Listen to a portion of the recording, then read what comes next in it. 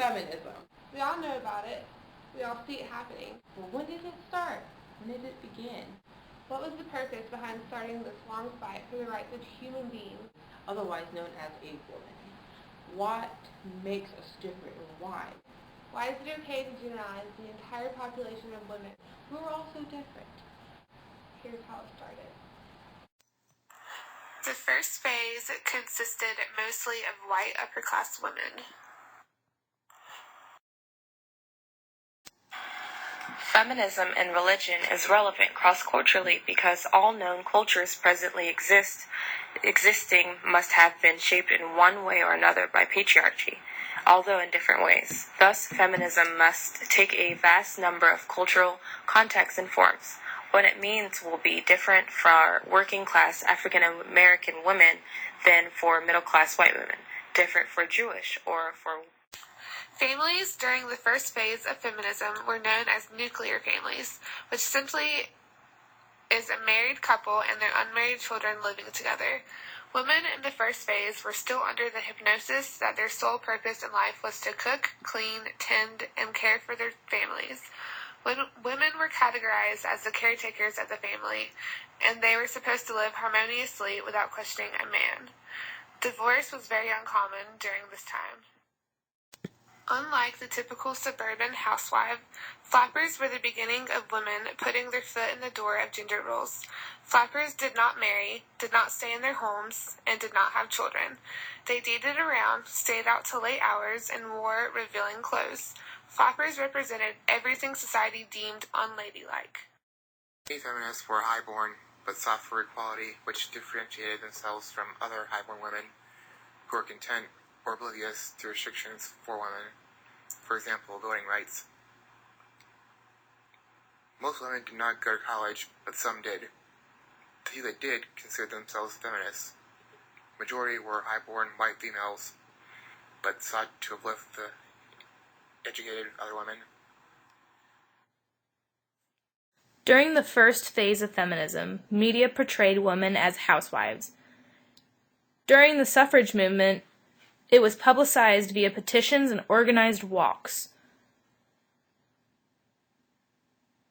Men also created a counter-movement opposing suffrage, which was also publicized through the media.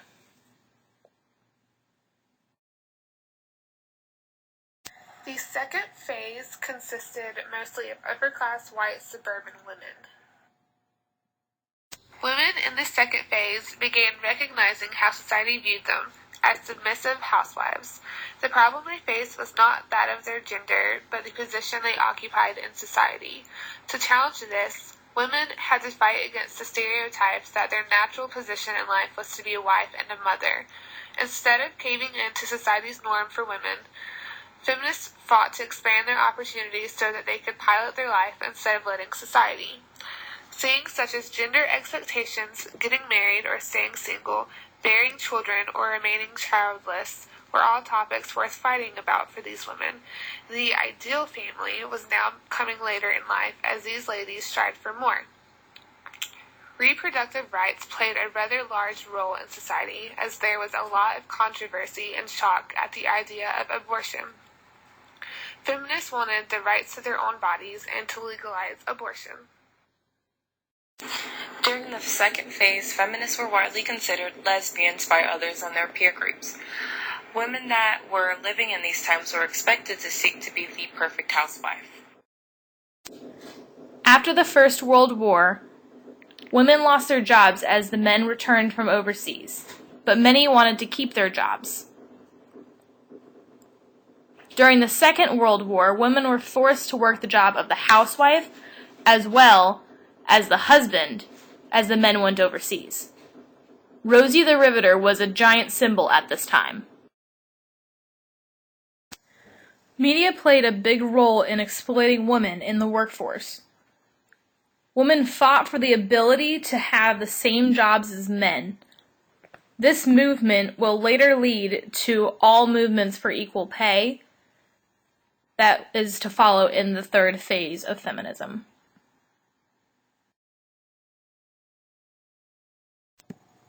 The third phase consisted of women of all races, particularly homosexuals and transgendered, participated in the feminist movement.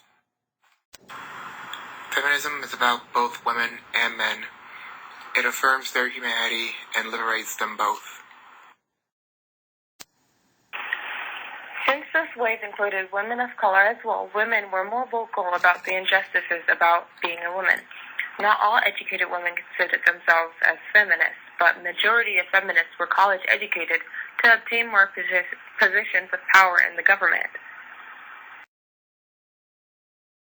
Feminists rejected both functionalist roles inside and outside the family.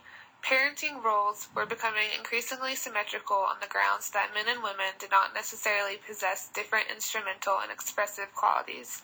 More men were now taking the roles of housewives, and women were working their way up the corporate ladder to higher-paying jobs. Blended families and single parents are also more accepting in this phase. Although women were now allowed to choose their own destinies in regards to children, marriage, and careers, they still face many issues. Women are oftentimes called derogatory names such as whore, spinster, bitch, and many other names. Because men are calling women these names, it diminishes the work feminists have put into creating a new image for themselves. Since this wave focused more on personal empowerment, sex workers, workers in pornography, and prostitutes were included. Homosexuality, bisexuals, and transgenders are more prominent now. Many homosexuals began coming out into public. Marriage between gay couples started a long fight that still continues to this day.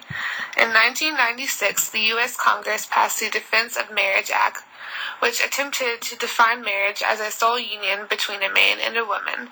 Transgenders, homosexuals, and heterosexuals all fought this for many years until the first gay marriage was made legal on April 26, 2000 in Vermont.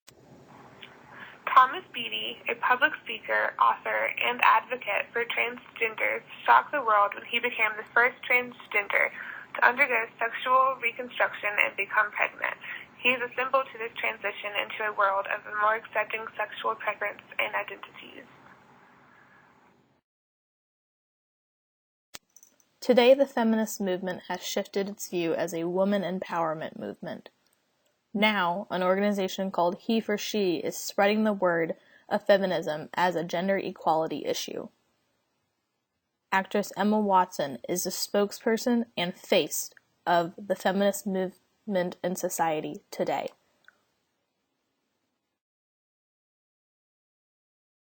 Feminism to me means that women or men are both the same. To me, feminism is women fighting for their rights. But it just means that women have to fight for it. They have to fight for what they believe. How does technology and media help promote feminism? I think it's great because it can bring publicity and support to the feminist movement. Do you think we should have a woman president? Yes and no at the same time. As I do think that she could do just as well, I don't think that others are going to react the same way and take her seriously. Thank you. Awesome.